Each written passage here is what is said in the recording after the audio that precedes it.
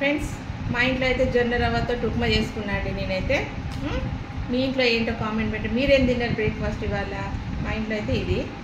దీని full video కావాలంటే link పెట్టినానండి, చూడండి. లింకు చాలా టేస్ట్ ఉంటుంది. ఇది ఆరోగ్యానికి చాలా మంచిది. నేనైతే వెయిట్ లాస్ అయినా ఇది తిన్నందుకు, వెయిట్ లాస్ అయినా చాలా మట్టుకైతే. ఎక్కువ మట్టుకైతే జొన్న అన్నము, జొన్న ఉప్మా, పుల్కాలే తింటాను నేనైతే ఎక్కువ శాతం. ఎప్పుడన్నా ఒకసారి అన్నం తింటాను అంతేగాని.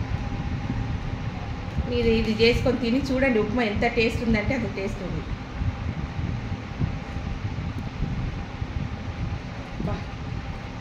సూపర్ అండి, అద్భుతం.